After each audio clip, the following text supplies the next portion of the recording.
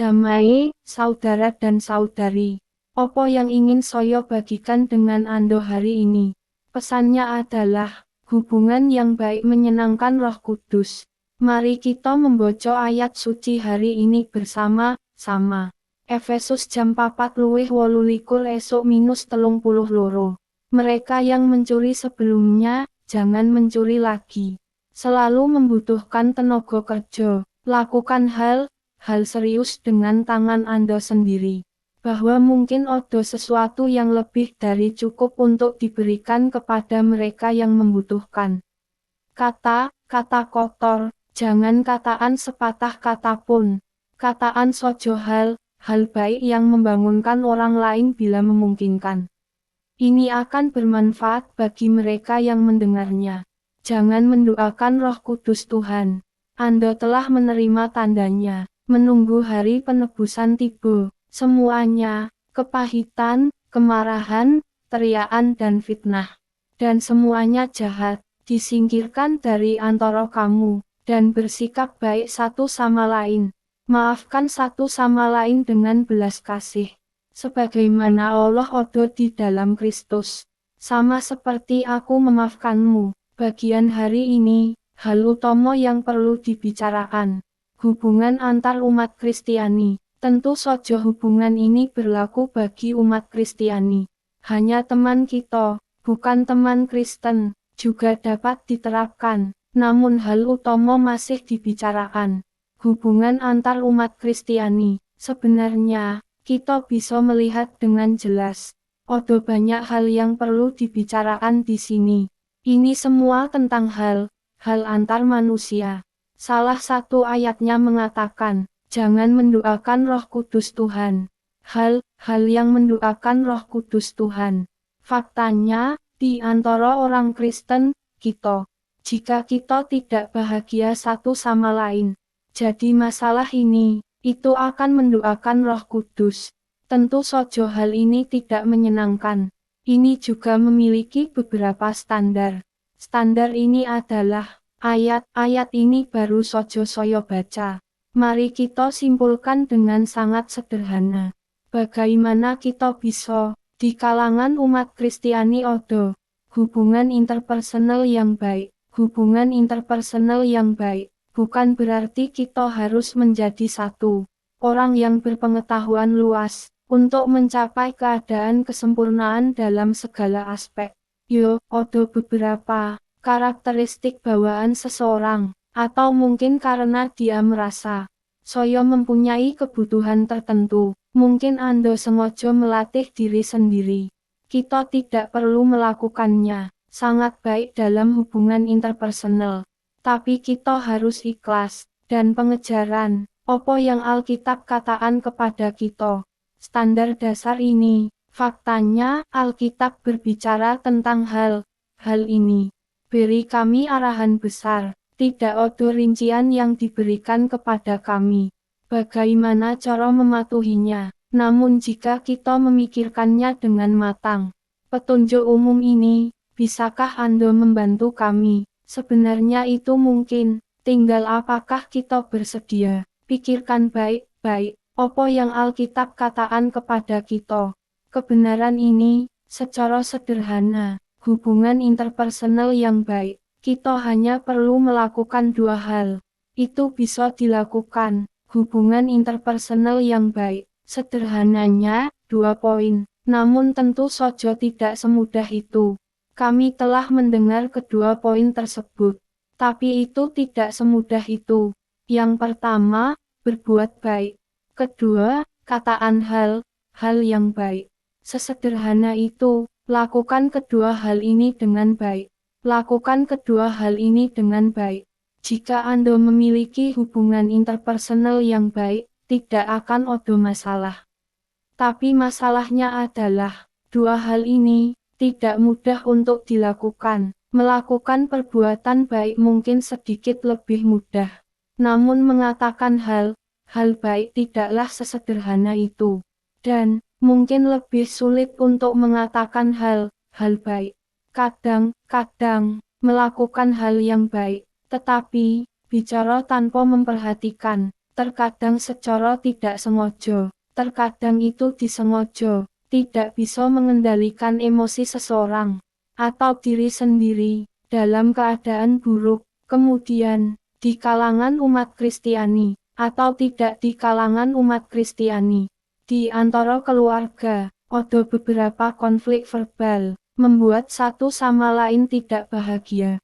Ada beberapa ketidaknyamanan, sulit mendapatkan kesempatan untuk meminta maaf lagi. Jadi sulit untuk menebusnya. Jadi secara sederhana, lakukan dua hal dengan baik. Dapat meningkatkan hubungan interpersonal, namun sebenarnya itu tidak mudah. Mari kita lihat dulu bagaimana melakukan perbuatan baik. Lakukan hal baik di antara orang Kristen. Apa yang kitab suci katakan kepada kita di sini? Bahkan, bisa juga mengingatkan kita. Orang Kristen bukanlah satu, dia adalah orang yang sangat mulia sejak awal. Ini berdasarkan kitab suci, karena apa yang baru saja kita baca. Ayat pertama, Paulus sebenarnya menceritakannya. Umat Kristen di Efesus berkata, mereka yang mencuri sebelumnya, jangan mencuri lagi. Ini mewakili salah satu dari mereka. Tampaknya itu adalah persentase tertentu dari orang-orang. Saya biasa mencuri barang orang. Di antara kita orang Kristen modern, saya pikir kita akan mendapatkan ini. Kebiasaan buruk, ini sangat jarang, bukan? Sangat sedikit sehingga kita bahkan tidak menyadarinya. Orang Kristen selalu begitu. Sebagai orang dewasa, saya juga perlu diajari hal itu. Jangan mencuri apapun. Situasi ini seharusnya sangat jarang terjadi. Tapi Paulus seperti ini, pergilah mengajar saudara-saudari di Efesus. Dia bilang dia mencuri sesuatu sebelumnya. Berhenti mencuri sekarang, kataan nanti, selalu bekerja keras dan lakukan hal serius dengan tangan Anda sendiri. Dahulu, kita biasa mendapatkan sesuatu secara cuma-cuma. Untuk mencuri barang orang lain, mungkin mencuri makanan, mencuri uang, mencuri beberapa hal yang menurut Anda berharga. Maka jangan mencurinya sekarang. Anda harus bekerja keras dengan tangan Anda sendiri. Dapatkan sesuatu yang menurut Anda berharga. Bahkan itu, kehidupan dasar sendiri. Selamat dari hal ini. Dan ada tambahan, Anda juga dapat membaginya dengan orang lain. Ini adalah hal yang baik. Memiliki lebih dari cukup, Anda juga dapat membagikannya kepada mereka yang membutuhkan. Prinsip Alkitabiah juga dapat dilihat di sini. Menjelaskan, jika kamu punya banyak, berikanlah kepada mereka yang membutuhkan. Jadi kita sendiri harus menjadi satu. Beberapa orang, jika kita sendiri adalah orang yang kekurangan, tentu saja tidak mudah bagi kita untuk membaginya kepada orang lain. Yang kita bicarakan di sini belum tentu bersifat materi. Berisi apa yang bisa kami tawarkan. Nilai emosional, atau lebih tepatnya, kami dapat memberikan nilai untuk dipikirkan orang. Sama saja, misalkan kita sendiri tidak punya. Kita kekurangan, dalam pikiran kita, secara emosional atau bahkan spiritual. Kita kekurangan, tentu saja akan lebih sulit bagi kami untuk berangkat. Didistribusikan kepada orang lain, secara fisik lebih jelas. Saya sendiri tidak bisa makan cukup. Saya ingin membaginya dengan orang lain. Itu pasti lebih sulit. Paulus menyebutkan perilaku seseorang mencuri di masa lalu.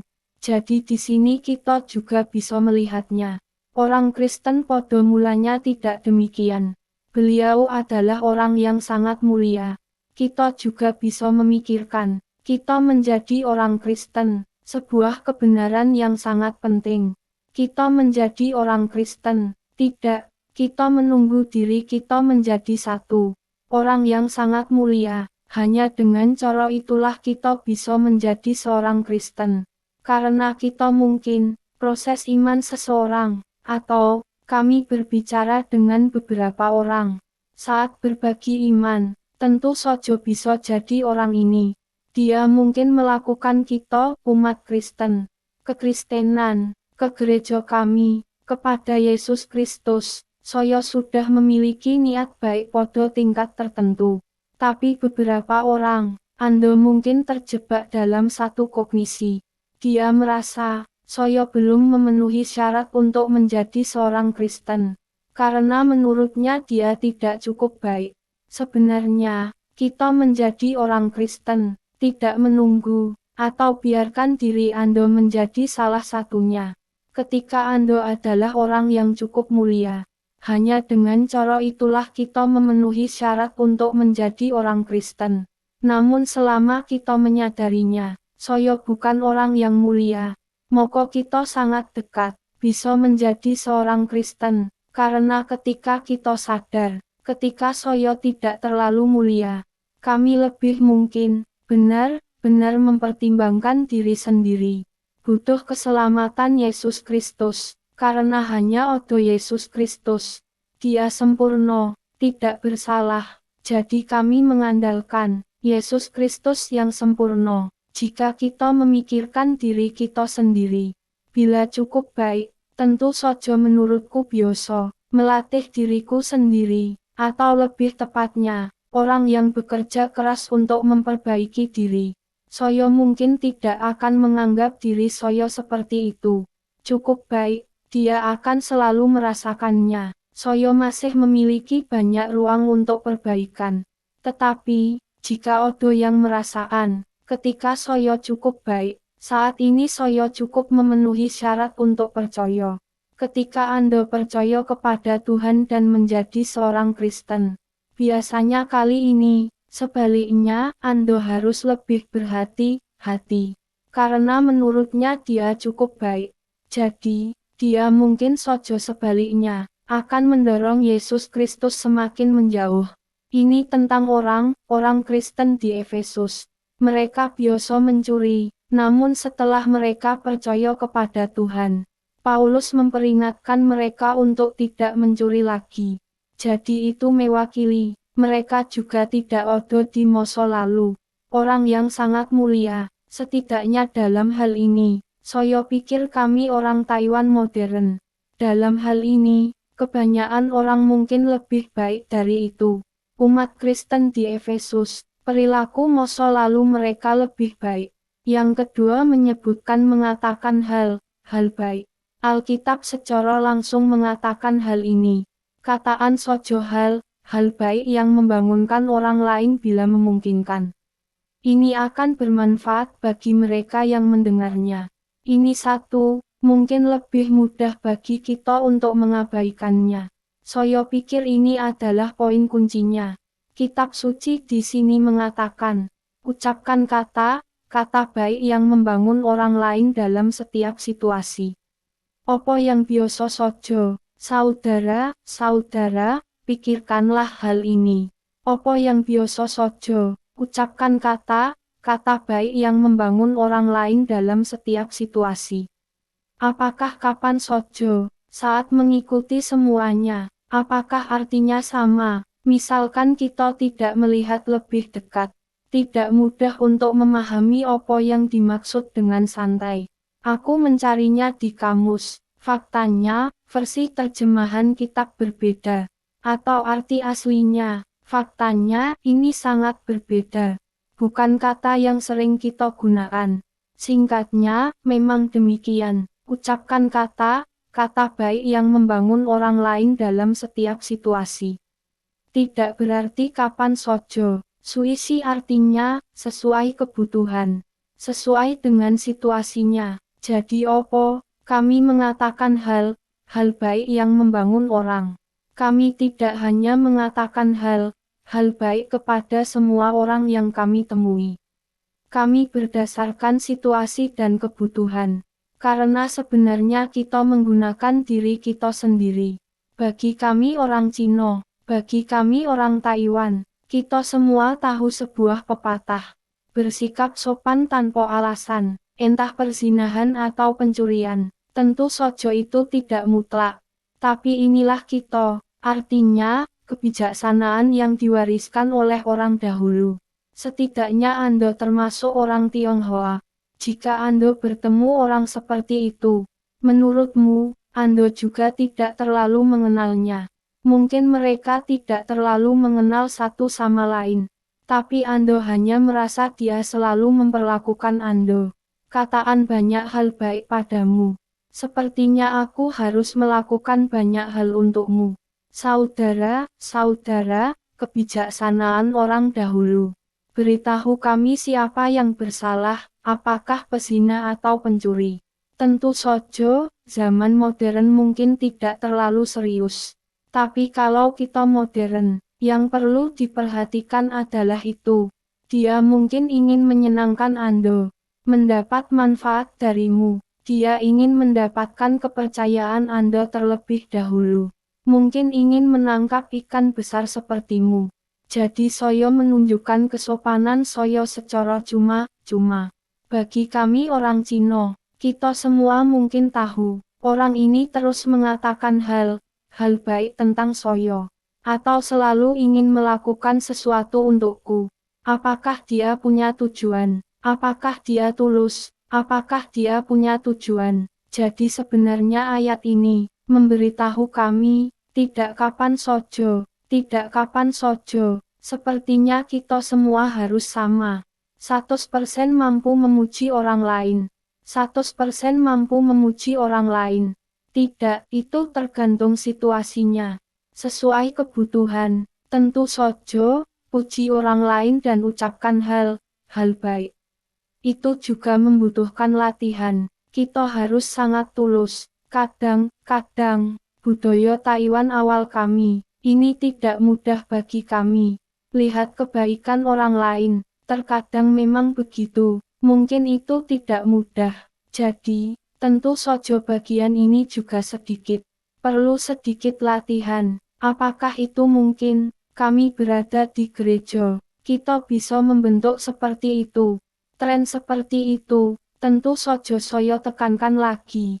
Apapun yang Alkitab katakan, hal ini tergantung pada situasinya. Kami tidak hanya mengatakannya kepada semua orang yang kami temui.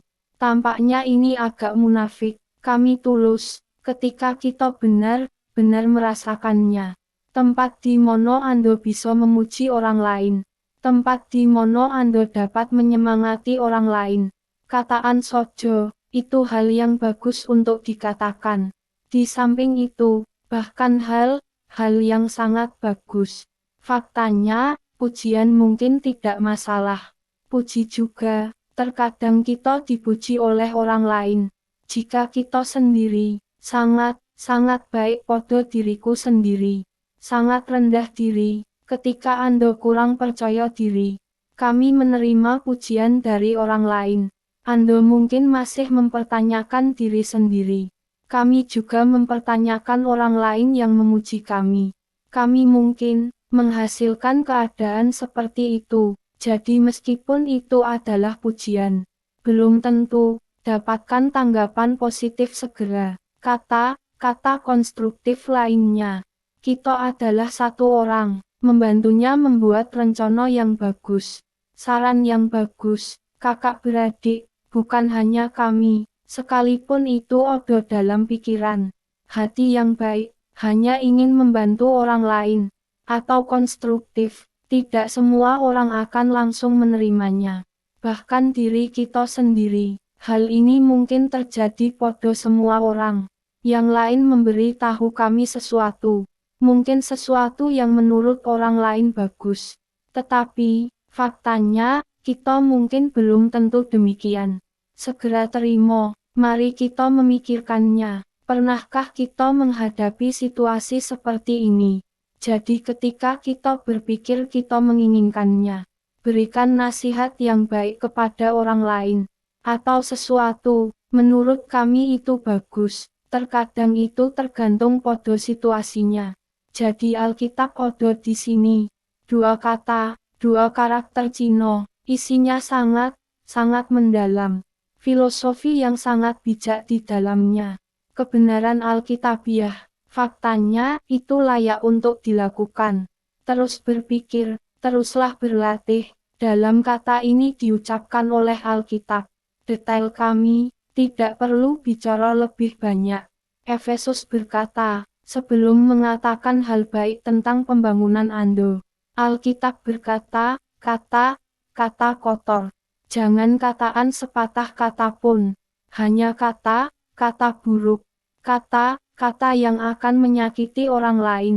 Ini sangat kotor, sangat tidak senonoh. Kata seperti itu. Hanya sojo, jangan ucapkan sepatah kata pun. Nah, di sini kita berbicara tentang membangun orang. Melambangkan kontak dengan orang. Jadi tentu sojo jika kita sendiri. Ketika sendirian, hal ini sering terjadi. Memikirkan kata kotor. Dalam diri kita, tentu sojo, kita mungkin memiliki sesuatu, perlu penyesuaian, kita mungkin mengalami kontaminasi, maka kita perlu sering datang ke hadapan Tuhan. Akan tetap seperti ini saat kita sendirian. Ketika Anda melakukan kontak dengan orang, Anda mungkin tidak sengaja mengatakannya. Tentu saja menurutku ini salah satunya.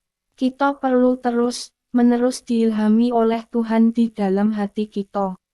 Menjadi bagian yang bersih. Jadi jangan mengucapkan kata kotor. Ucapkan kata baik yang membangun orang lain. Tapi itu tergantung situasinya. Kepahitan disebutkan kemudian. Marah, fitnah. Semua kejahatan. Bisa juga dikatakan seram. Disingkirkan dari antara kita. Jadi yang kita bicarakan di sini adalah di antara kita. Antar umat Kristiani, hal ini biasanya tidak terjadi. Tidak seharusnya menjadi gereja juga. Antara kakak dan adik, normalitas di kalangan umat Kristiani. Saya tidak berani mengatakan tidak sama sekali. Tapi itu jelas bukan hal yang biasa.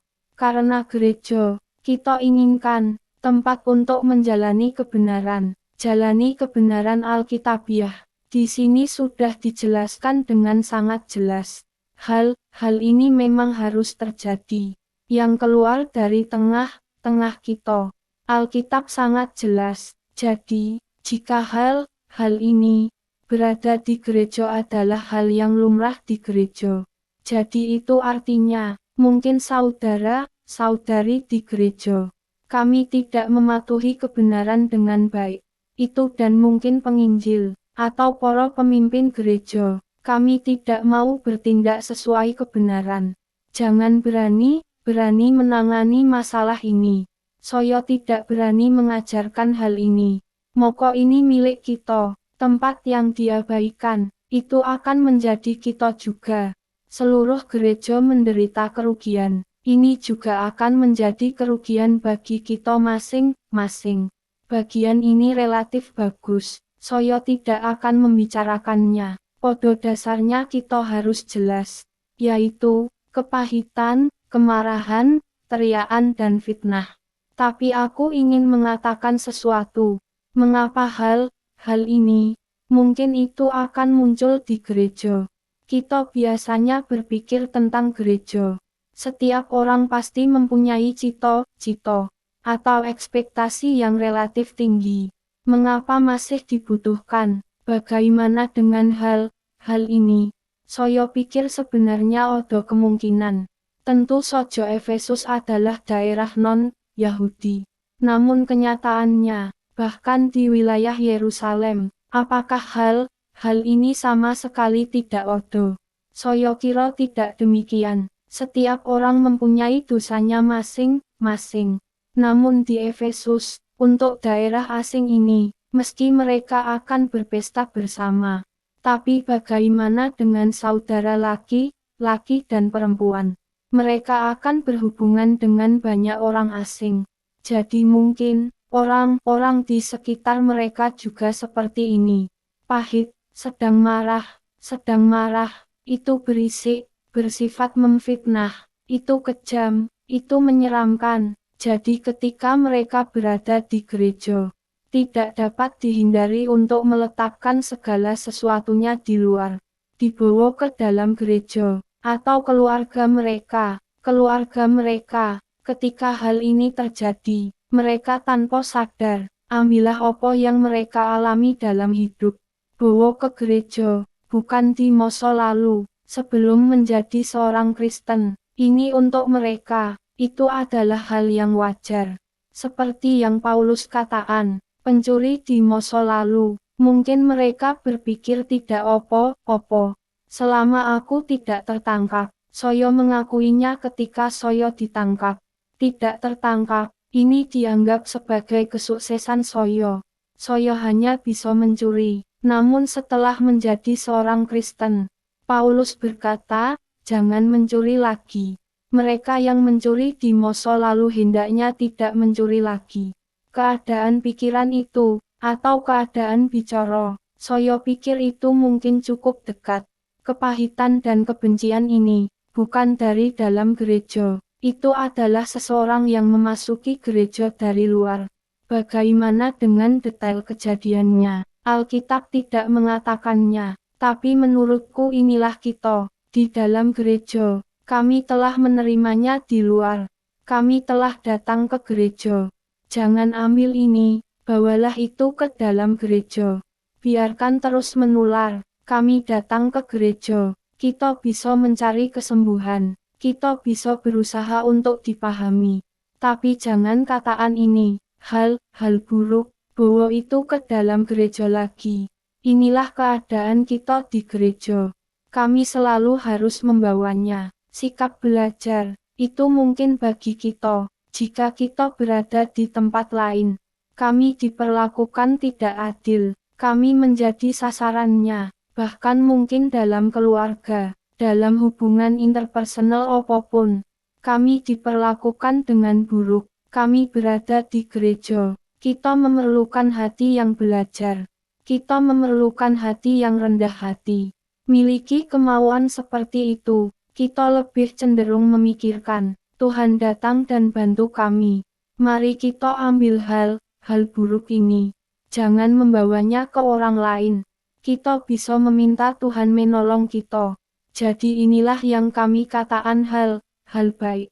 Bahkan itu juga yang membuat hati kita dimurnikan, dibersihkan, dihibur. Lebih mudah bagi kita untuk mengatakan hal baik. Ini tidak mudah, ini adalah proses yang panjang. Hal ini juga disebutkan kemudian dalam kitab suci. Memperlakukan satu sama lain dengan baik. Hati yang penyayang, saling memaafkan, sebagaimana Allah di dalam Kristus telah mengampuni kita. Lalu kita juga diampuni oleh Tuhan. Kita masing-masing orang Kristen, harus diampuni oleh Tuhan. Hanya dengan cara itulah kita bisa menjadi orang Kristen. Melalui Yesus Kristus, karena darah Yesus Kristus yang berharga. Yesus Kristus disalibkan, Dia menanggung segala dosa manusia. Kita harus melakukannya melalui Yesus Kristus. Hanya dengan cara itulah kita bisa menjadi orang Kristen. Hanya dengan cara itulah kita bisa menjadi umat Tuhan. Oke, mari kita lihat. Kecuali untuk mengatakan, hubungan interpersonal yang baik, selain berbuat baik dan mengucapkan hal yang baik.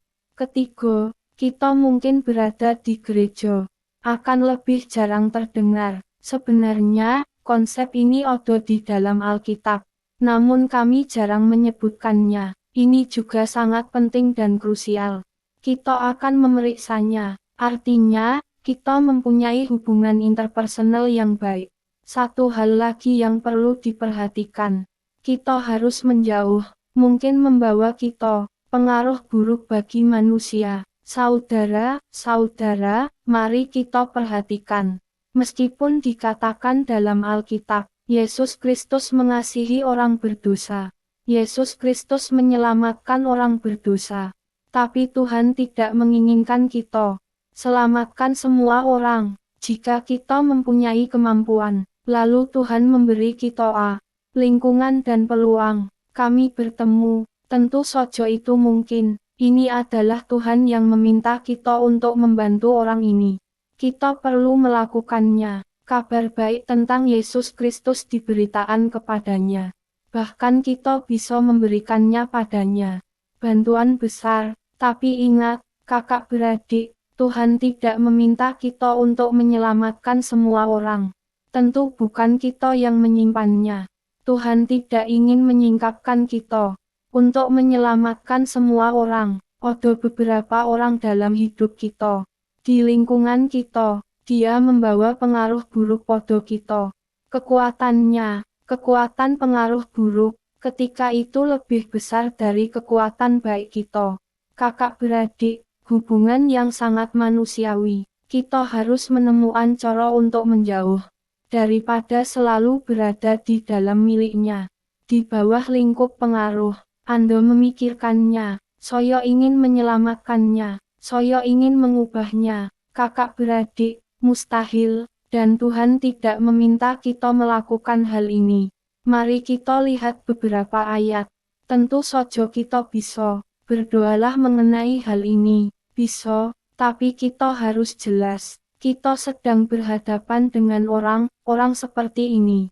Bagaimana saat berhubungan? Kami ingin sebanyak mungkin, menjauhlah, hindari, bahkan ketika Anda memiliki inisiatif. Kita perlu mengurangi kontak. Untuk mengurangi kontak, Efesus jam 5:11 esok. Hal yang gelap dan tidak berguna itu. Jangan pergi dengan orang lain. Tidak ingin bersamanya. 2 Timotius 3:5. Milikilah penampilan yang saleh, tapi mengkhianati arti kesalehan yang sebenarnya. Anda harus menghindari orang seperti ini. Alkitab tidak mengatakan Anda harus mengubahnya. Saya tidak mengatakan Anda harus membujuknya. Alkitab memberitahu kita, Anda harus menghindari orang seperti ini. Tentu saja, bagian yang baru saja saya baca. Ini tentang orang Kristen, juga akan ada korupsi di kalangan umat Kristen. Alkitab memerintahkan kita untuk menghindarinya. Terkadang saya tidak mencoba membujuknya untuk kembali. Terkadang Anda harus menghindarinya. Terkadang Anda harus meyakinkan. Terkadang Anda harus bersembunyi. Terkadang berkedip. 2 Korintus jam 6:14 esok.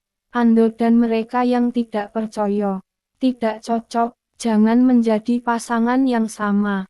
Kakak beradik, inilah yang kami inginkan pada saat yang sama. Hal yang bijaksana.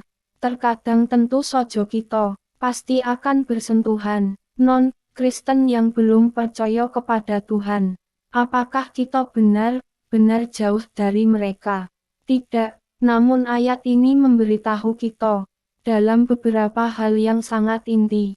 Urusan iman, jika orang-orang di sekitar kita, pengaruh mereka terhadap kita, itu menjauhkan kita dari Tuhan. Jauh dari kebenaran. Jadi pada masalah inti ini, kita harus menjaga jarak dari mereka. Bukan berarti jangan berbicara dengan mereka sama sekali. Jangan berteman dengan mereka. Tidak, namun jika Anda mengetahuinya dengan jelas, orang-orang di sekitar kita, bahkan keluarga, jika pengaruhnya terhadap kita, itu menjauhkan kita dari Tuhan. Lalu kali ini, kita harus membuat pilihan, kita harus melakukannya. Jangan terlalu dekat dengan mereka. Jangan terlalu dekat dengan mereka. Alkitab tidak mengatakannya, karena Anda akan memberitakan Injil kepadanya. Jadi, apapun yang dia lakukan padamu, apa dampaknya, Anda harus mencocokkannya dengan sangat baik. Kita harus sangat baik dan sangat dekat dengannya. Tidak, jika kita tidak punya cara untuk mempengaruhi mereka, bahkan kita akan dibawa pergi. Jadi apa yang Alkitab katakan kepada kita adalah demikian. Kita harus menjaga jarak. Kita harus menjaga jarak. Dengan cara inilah kita akan menjadi seperti ini. Mungkin Tuhan mengizinkan kita, saat kekuatannya lebih kuat, hanya dengan begitu kita punya kesempatan untuk mempengaruhi orang lain. Pertama, Kita semua harus membiarkan diri kita sendiri. Hubungan dengan Tuhan, odo jaminan, hubungan kita dengan Tuhan. Ini yang pertama, itu dijamin, bukan untuk ingin membagikan Injil kepada orang lain. Kemudian dekati orang-orang. Tidak seperti ini, dan saya mengatakannya sebelumnya, hubungan interpersonal yang baik. Apa yang kita bicarakan di sini adalah di antara orang-orang Kristen. Hal ini juga berlaku di kalangan umat Kristiani. Oke, yang terakhir, poin terakhir, sederhananya, saya menyiapkan beberapa kitab suci lagi. Tapi karena waktu, saya tidak akan membaca tulisan suci lagi. Itulah gambaran umumnya, hipotesa, karena judul saya mengatakan, kami memiliki hubungan interpersonal yang baik. Misalkan kita sendiri yang benar mengevaluasi kakak beradik, padahal kami juga sangat membutuhkannya. Jika kita bisa melakukan yang terbaik setiap hari, yang terbaik adalah bisa melakukan segalanya. Jika tidak ada cara untuk melakukannya setiap hari, kami untuk sementara waktu, kita benar-benar harus memilikinya. Diam, waktunya sholat, saat tenang untuk refleksi. Anda memikirkan diri Anda sendiri dalam hubungan interpersonal. Menurut Anda, apakah Anda termasuk orang yang memberi banyak? Jadi ini penting bagi kami. Lebih penting, kita merasakan diri kita sendiri. Odo lebih banyak dari mereka. Adalah seorang pemberi, adalah pemasok, menjadi pengasuh. Moko Anda jarang melakukannya. Apakah orang lain menjagoku? Apakah saya diperhatikan oleh orang lain? Hei, sepertinya tidak. Tidak opo-opo, saya hanya suka mengurus orang lain. Saya hanya berpikir, saya merasa ini adalah tanggung jawab saya. Saya ingin membayar untuk orang lain. Saya ingin bersikap baik kepada orang lain. Kakak beradik, faktanya, saat dalam keadaan seperti ini, kita perlu sering menenangkan diri. Tentu saja terkadang saya hanya mengatakannya. Jangan terlalu narsisme atau kesombongan. Rasanya benar, saya melakukan semuanya. Dan kemudian seseorang benar-benar melakukan sesuatu pada kita. Kita menutup mata, makanya saya bilang pikirkan baik-baik. Untuk melihat dengan jelas. Tapi misalkan kita benar-benar semua. Jadi dievaluasi. Kami memiliki lebih banyak situasi. Kita mungkin 90%, mungkin tidak terlalu tinggi, tapi menurut kami itu benar.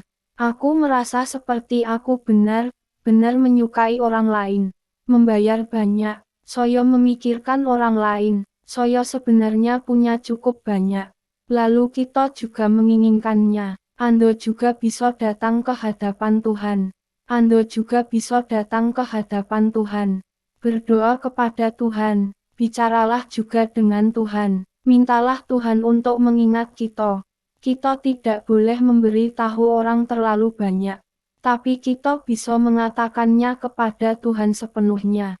Artinya, jika kita melakukannya untuk orang lain, membayar banyak, beritahu orang lain, bahkan jika kamu mengatakan itu, orang yang Anda bayar, kakak beradik, jika kita pernah mengalami hal ini, kamu akan tahu, ini adalah situasi yang sangat aneh. Apa yang telah aku lakukan untukmu? Melakukannya sekali untukmu, mungkin Anda benar-benar membantu seseorang. Sebuah bantuan besar, moko jangan membicarakannya setiap hari. Setiap kali Anda bertemu dengannya, kataan sojo. Apa yang saya bantu terakhir kali? Saya membantu. Apa yang saya bantu tahun lalu? Saya 2 tahun lalu. 3 tahun lalu, saya 10 tahun lalu. Apa manfaatnya bagi Anda? Apakah menurut Anda orang itu akan sangat bahagia? Anda pasti akan menemui jalan buntu. Jadi kontribusi kami, jangan memberitahu orang lain terlalu banyak. Tapi Anda bisa memberitahu Tuhan. Kalau begitu saya tidak akan membaca kitab suci hari ini. Hal ini terdapat dalam kitab Nehemia. Dia menyebutkannya berkali-kali dalam kitab Nehemia. Ini merupakan hal yang sangat langka. Nehemia lah yang berdoa kepada Tuhan dan berkata, Tuhan, harap ingat apa yang telah saya lakukan. Kakak beradik, hal ini sebenarnya sangat jarang terjadi dalam Alkitab. Dia sepertinya membuat orang merasa, Nehemia ini, apakah dia memperhatikan dirinya sendiri? Dia melakukan hal ini, seolah-olah Tuhan tahu. Apakah Tuhan tahu? Tentu saja Tuhan tahu. Kenapa dia masih bicara? Tampaknya Nehemia, ada kecenderungan seperti itu. Jadi doa Nehemia ini, mungkin kurang, disebutkan di gereja, disebutkan juga dalam perjanjian Lama bahwa, Hizkia, karena dia akan mati, jadi dia merasa sedih. Dia berdoa kepada Tuhan dan berkata, Yehuwa, tolong ingat aku, saya di depan Anda. Bagaimana memiliki hati yang sempurna. Saya bertindak jujur, dan lakukanlah apa yang baik di matamu. Tolong ingat aku akan mati. Saya merasa sedih, jadi dia berkata, tolong ingat aku. Dan Hizkia selesai berdoa seperti ini. Dia mulai menangis. Doa Nehemia adalah, dia memberitahu Tuhan, apa yang saya lakukan untuk orang-orang Anda. Semua hal ini, Tuhan tolong ingat aku, jangan lupaan aku, tolong kasihanilah aku, tolong jawab aku, membalas saya. Kemudian Nehemia berkata, kuilku untukmu, semua hal ini, tolong ingat aku, kakak beradik, kami menyebutkan Nehemia terakhir kali. Bukankah dia seorang pendeta? Tapi begitu, saya berasumsi, untuk pendeta modern kita. Misalkan aku memberitahumu, ada seorang pendeta, dia melakukan segalanya untuk gereja. Dia ingin berdoa kepada Tuhan dan berkata, Tuhan, apa yang telah saya lakukan untuk gereja? Tolong ingat aku, apakah menurut Anda itu aneh? Sepertinya dia cukup egois. Apakah dia melakukan ini dengan tulus? Apakah kamu tulus? Tapi opo, Nehemia di sini, dia agak seperti ini. Jadi apakah itu mungkin? Bisa, tapi kita juga tahu, apakah Nehemia adalah orang yang egois? Tidak, 8:15, jam 1:09 bengi. 400, luwih gedhe saka jam 1:09 bengi, 200. Dia membayar banyak, tapi opo? Latar belakang Nehemia adalah, dia memberikan semuanya, dia masih melihat ada banyak orang. Hal yang tidak menyenangkan Tuhan. Jadi menurut saya ini adalah alasan utamanya. Bahkan jika dia berdoa seperti ini, dia tidak mengatakannya dengan jelas.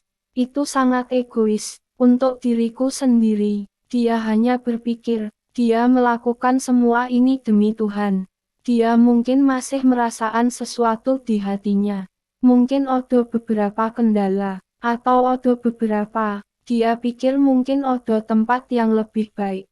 Jadi dia berdoa kepada Tuhan seperti ini. Kataan sojo, Tuhan, tolong ingat aku. Baik itu melakukan sesuatu untuk masyarakat umum, atau apa yang saya lakukan untuk kuil Ando. Dan saya berharap, apa yang Nehemia ingin orang-orang lakukan.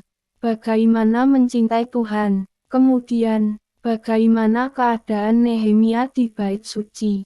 Untuk berkomunikasi dan berkoordinasi, biarlah para imam dan orang Lewi. Mereka bisa, setiap orang melakukan bagiannya dalam hal ini. Dia berkata, tolong, Tuhan, ingatlah aku. Kakak beradik, kita juga bisa berdoa seperti ini. Terkadang kita adalah pemberi, kami adalah pengasuh, tetapi, ketika kita merasa bahwa kita tidak terlalu seimbang, tentu saja hubungan ini, kami mungkin perlu mengevaluasi ulang. Jangan biarkan diri kita kelelahan juga. Kami juga ingin mengkalibrasi ulang status kita, tapi kami akan melakukan ini. Biasanya di hati kita, Mereka semua tampaknya memiliki misi. Kita semua memiliki pengasuh seperti ini. Rasa misi memberi. Jadi, kita harus datang ke hadapan Tuhan. Anda dapat belajar dari doa Nehemia. Tuhan ingat aku, Tuhan ingat aku. Ayo, ini membuat hubungan interpersonal kita kecil kemungkinannya untuk kehilangan keseimbangan. Karena kita sering melakukannya. Bagaimana jika Anda seorang pemberi? Apakah Anda berharap untuk melihatnya? Upaya kami membuahkan hasil. Masih akan, kalau tidak, akan sangat sulit bagi kami untuk membayarnya.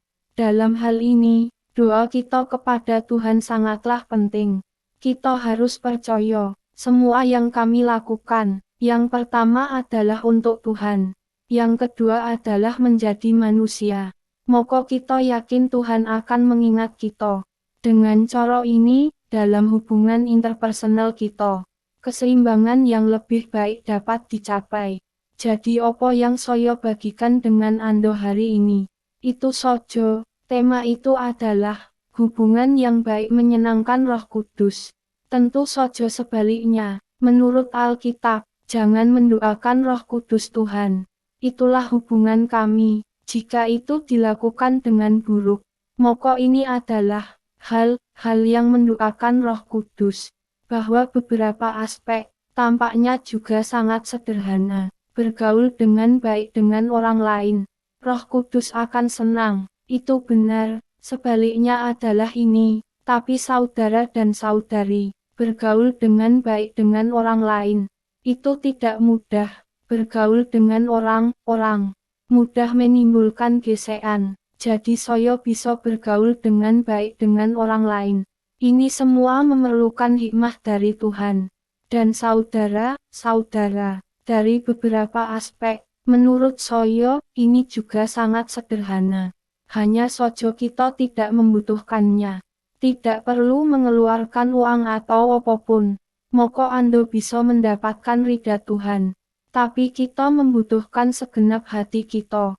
Serahkan pada Tuhan. Lalu bagaimana jika kita manusia bisa menyenangkan Tuhan? Tentu saja hubungan kita dengan Tuhan akan lebih dekat. Kami berbicara secara relatif. Mendapatkan pertolongan dari Tuhan juga lebih mudah.